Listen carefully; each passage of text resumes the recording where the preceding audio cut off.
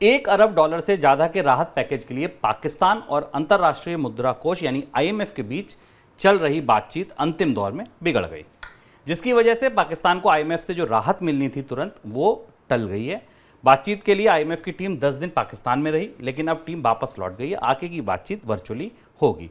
Sir, कहां फंस गई डील?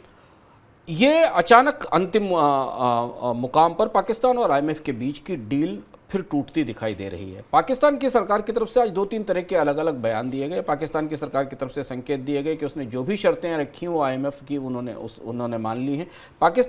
लेकिन पाकिस्तान से जाते हुए आईएमएफ टीम ने कहा कि अभी कई सारी वार्ताएं बाकी हैं और कोई अंतिम निर्णय अभी इस पर नहीं हुआ है। पाकिस्तान को करीब $1.1 अरब के फंड्स की ज़रूरत है। अर्थव्यवस्था की बुरी हालत है, महंगाई से जूझ रही है, आयात के लिए विदेशी मुद्रा की कमी है। अब यहाँ से फिर एक नई चुनौती पाकिस्तान के लिए शुरू होती है।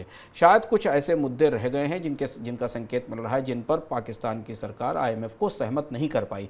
हालांकि प्रत्यक्ष रूप से बाहर निकल कर इस बैठक के बाद पाकिस्तान की सरकार की तरफ से यह कहा गया कि उसने सारी शर्तें मान ली हैं और उसे वो लागू करने को तैयार है। पर फिलहाल जिस फिनेंशियल मदद की या जिस संकट मोचक पैकेज की उम्मीद थी पाकिस्तान को, वो नहीं मिली और इसका असर में पाकिस्तान के वित्तीय बाजारों पर भी दिखाई दिया। आईएमएफ ने कहा है कि अब वर्चुअल आधार पर हम इस पर चर्चा करते रहेंगे, लेकिन धीमे धीमे दुनिया में कुछ परिस्थितियां ऐसी बन रही हैं। हमने शुभम पिछले सप्ताह के अपने इकोनॉमिका में इस पर चर्चा भी की थी कि इतनी सारी अर्थव्यवस्थाओं में संप्रभु कर्ज का संकट बढ़ रहा है कि आईएमएफ के लिए भी मदद करना मुश्किल हो रहा है। आईएमएफ के लिए भी मदद करने में चुनौती देने में मदद बड़ी चुनौती बन रही है।